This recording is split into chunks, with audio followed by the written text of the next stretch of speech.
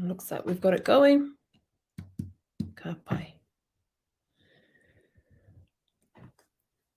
This week, we are starting a very important part of our programming, and that is kia ora Gina.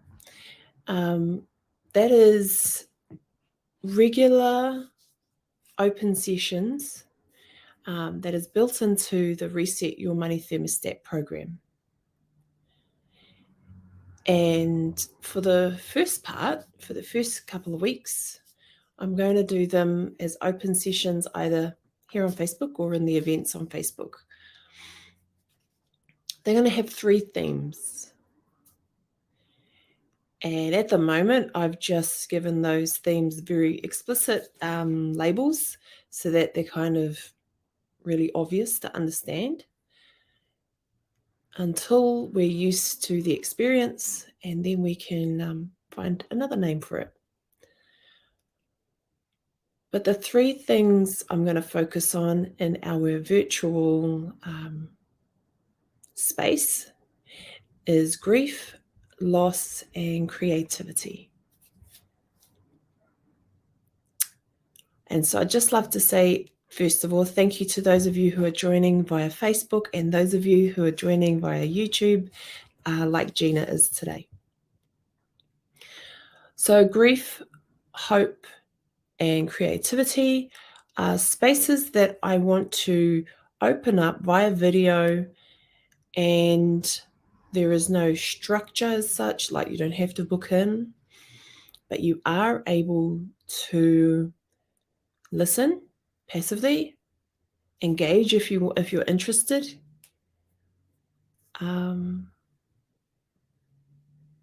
but experience a sense of being able to park your raru or your grief or your loss or feelings that are holding you back from moving on with your week and achieving your purpose.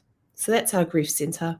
Hope is where we facilitate with one of our coaches a way to build a plan forward for yourself. You get to do that. And we just hold the space.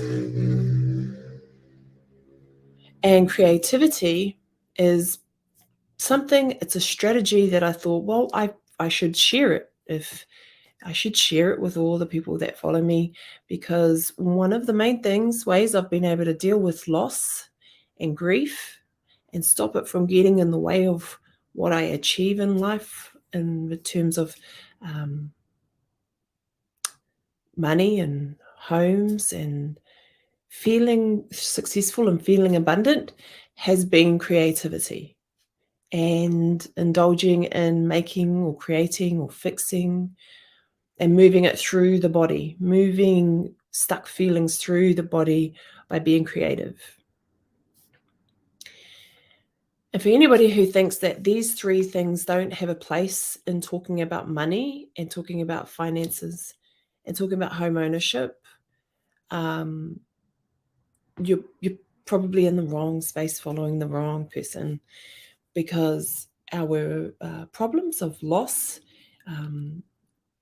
communally as an Indigenous people, in my view, from the position I come from, is from collective land loss, culture loss, reo loss, loss of language. And so even if we aren't realizing that we have our own loss right at the front of our minds, we have probably inherited or are experiencing inherited loss, inherited grief. And for those of you who need a more direct way of me explaining what that means to you, when you have inherited a certain set of behaviors in relation to money, and so you spend it all the time, or you can't hold on to it, or you don't feel abundant in money and finances and wealth, think back to the attitudes that you were surrounded with in the home. What did they tell you about money?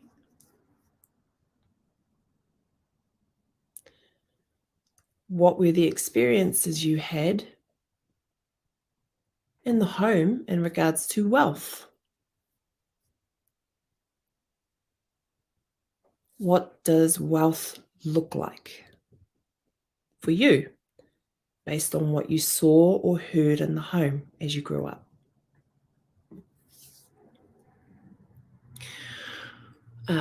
When you sat around the kai table to have dinner as you were growing up,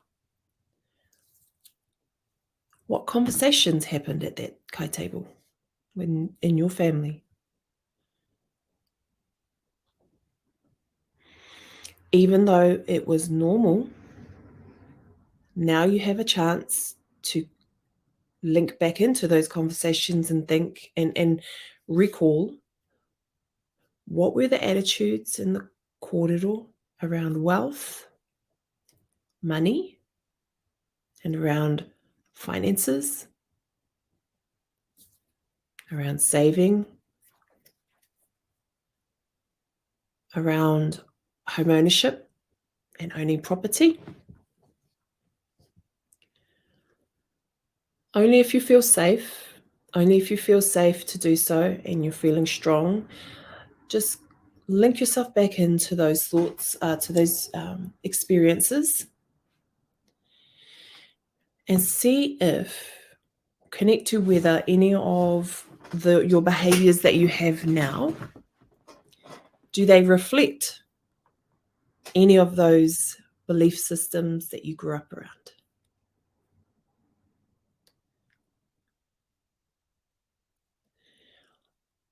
What about in your iwi and your hapu? Are there land grievances? Are there grievances or loss within your whānau, within your hapu line?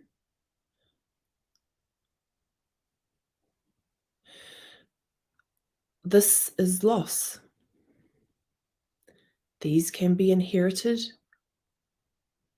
forms of grief that we inherit and we carry with us in our current ourself, in our current life. We weren't there when the treaty was signed, and we weren't there when a lot of the lands confiscations occurred, and we weren't there for the fallout between whānau members, and we weren't there when our tupuna or grandparents or parents lost their home and their money and their properties. We often weren't there, but sometimes we carry the feelings of loss and being as hurt as the people who experience that loss. I'm going to pop into the comment section. Okay. As you can see there, this is a virtual grief center that I'm going to open up weekly. Weekly as often as I can, as a space for you to emotionally, anyway, you don't have to write anything, but a space for you to park your feelings of grief and loss, whether they are inherited from how you feel in general about money, wealth, abundance, finances. Okay, have a moment with us, park it here, just have the facilitated conversation going along beside you while you're driving. And I'm going to also pop into the comments a link to our, I'll just pop it in anyway. You'll see it in there. If you're looking on YouTube. Otherwise, I don't know if Facebook will let me post it yet. But a place for you to be able to come and make comment and hold your story, and we won't use it for anything at all, but in case you may want to work with a coach at some stage in the future, me or one of my team, but not right now. But you want to park your story, you can do so in a safe place. We won't use that information unless it's for you to book a time with us to come and kōrero. And I am a property valuer, and I specialize in home ownership for Māori families and whenua Māori. So coaching will be in the context of if you want to go and discover some success and abundance along that journey, that type of journey. Home ownership, whenua Māori, resetting your money thermostat. Ka pai? And so just for the next few minutes, kia ora tawake, tēnā koe. I'm going to just pop me on in the background if you like. I'm going to go talk through some questions that I want to plant with you, so that any of your losses and grief, if they're inherited from your whānau or your tupuna or your iwi and your hapu, so past grievances, we can start having a practice of inside you knowing that you are allowed to park those inherited grievances and feelings of loss somewhere, emotionally at least, somewhere else for the week. Okay? They're not ours, but the feeling of letting go of them is a practice. And sometimes that practice only lasts a few seconds. Sometimes it eventually lasts a day or an hour. And our practice over time throughout this journey this year is to learn how to emotionally uncouple ourselves from other people's grief, from other people's loss, from other generations' hurts, just for enough time for you to start looking after yours.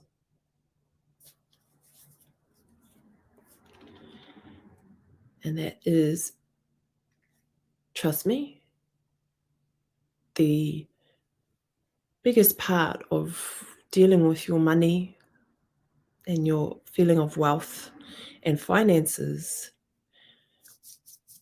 or with your dreams of home ownership. The greatest thing you can do is learn to just uncouple the emotions and the loss of others from you. Okay?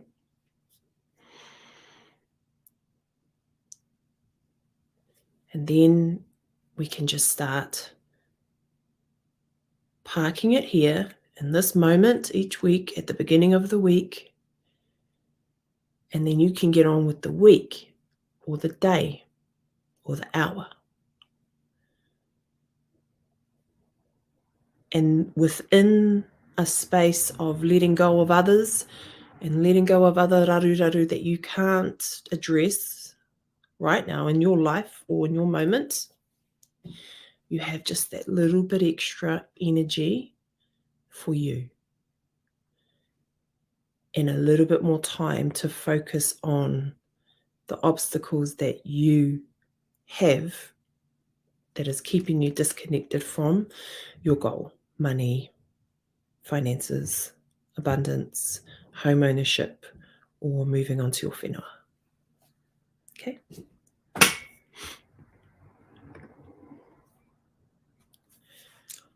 So, I give you permission in this space, whether you engage by comments or not is not my concern. But just inside of you, just have a kōrero with yourself.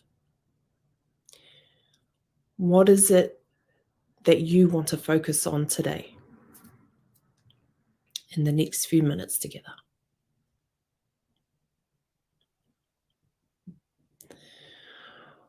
What is it that you would like to walk away with?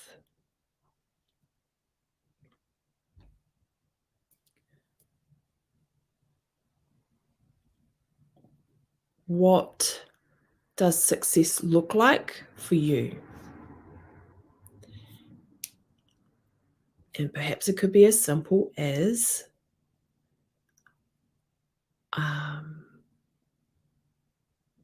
let's keep it in context of what you normally come to watch and experience on my page. And let's say it's to do with this week. I would like to not feel stressed about my money.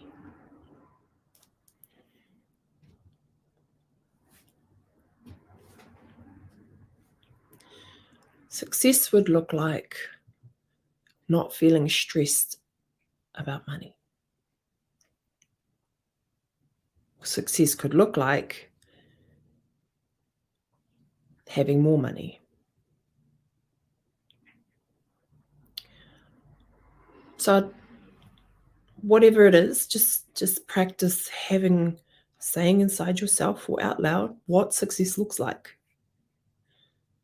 Just in case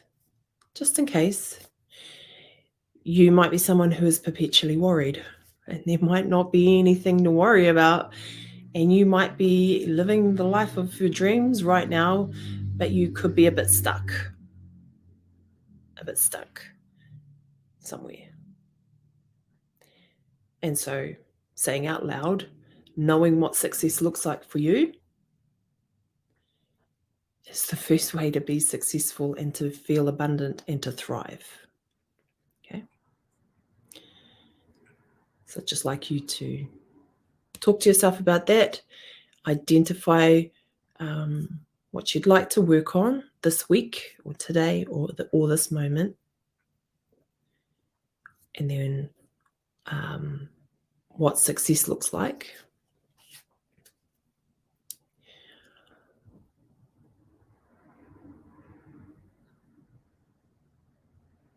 That's all.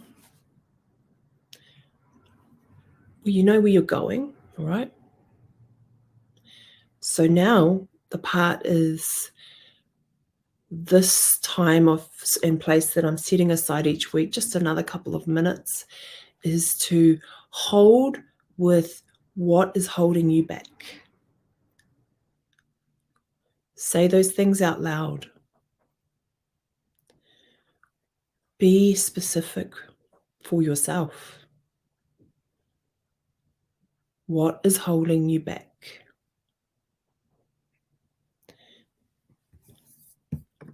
Sometimes what is holding you back is part of what could be giving you an everyday incremental experience of loss and grief.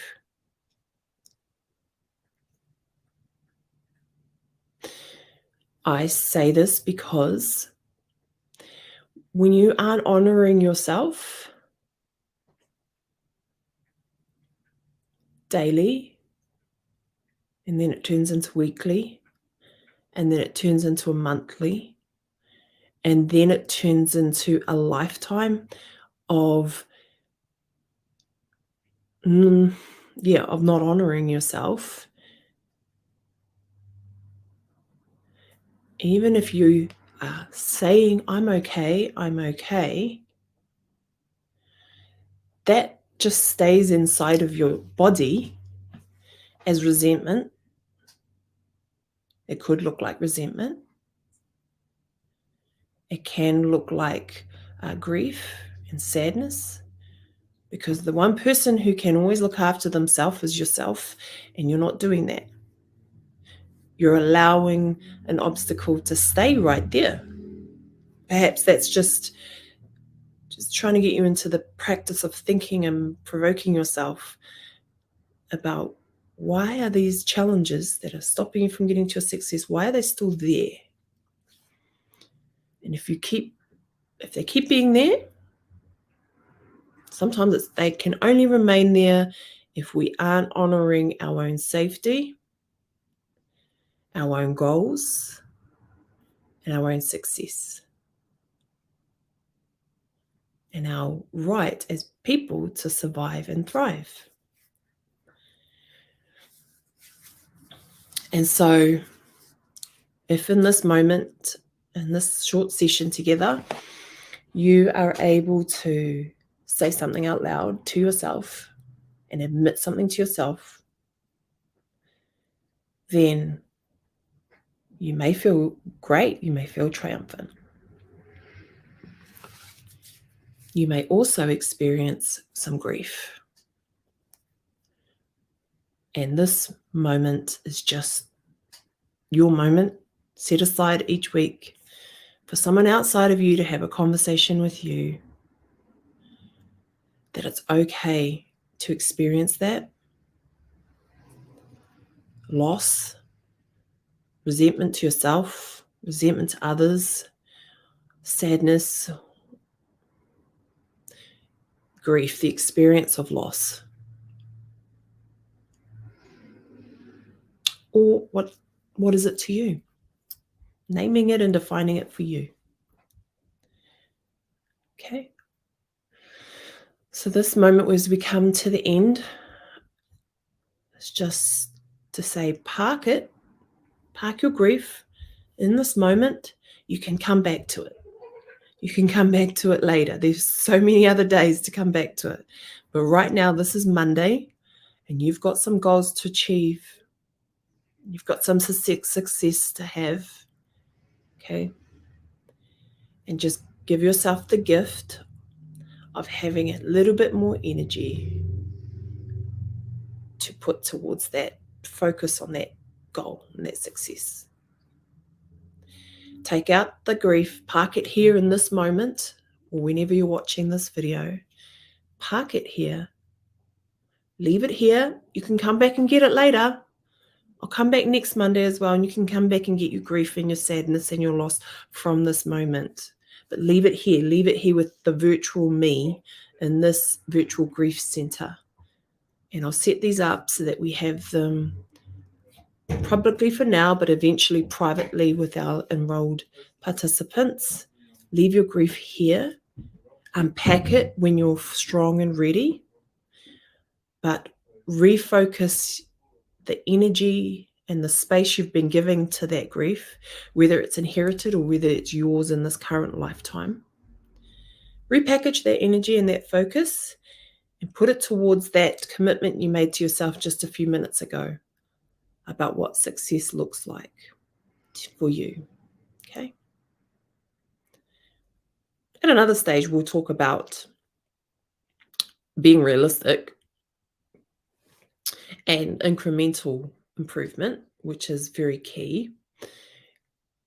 That's not having huge goals, but many small goals, so that you start relearning the feeling of being successful is achieving small goals, little bit by little bit, not huge goals. That sometimes I wonder if people set themselves up to fail because they like failing, or they're addicted to the certainty of failing. And sometimes huge goals are part of the addiction to failing, because failing, or knowing you're definitely going to fail, can give you a sense of certainty and stability, which can feel nice to people, can feel better than uncertainty and taking risks. We'll talk about that another time. For now, park your worries here. Park your grief and your loss here. Okay, just going to have a look. I've just got a comment here. I'm happy with the bills being met and holding the rest of my money till next week and not spending unnecessarily. What an amazing goal. I can feel the incremental smallness of it. You know, it's holding it until next week rather than all year. I've got another one here. Walking away, selling up and paying all debt and starting fresh from zero. Just naming it and talking about what success looks like. Not whether it's right or wrong. It's not that. It's having the faith in yourself, the gift to know that you can park your grief your loss, and all the things that aren't going well right here in these sessions in this moment, and giving yourself the gift of one step towards your success. Okay. That's our virtual grief center for today. Wednesday or Friday, we'll go holding our virtual hope center, where we dwell a little bit more and stretch yourself to embrace senses of hope, success, and the future. Followed by probably Friday, our creativity center. So just holding some space to create together virtually, so that it's in your calendar and in your awareness that you have to be creative. Hold space for those parts of yourself, is where all your healing is. So coming out of your head, all our money problems and our land problems and home ownership problems aren't actually, the answers aren't here, or the problems aren't always here. The problems are often in the memories, emotions, things like that, in the heart and in the body. So let's get them all aligned. Ka pai, see you all on Wednesday for our virtual Hope Centre. Mori ora.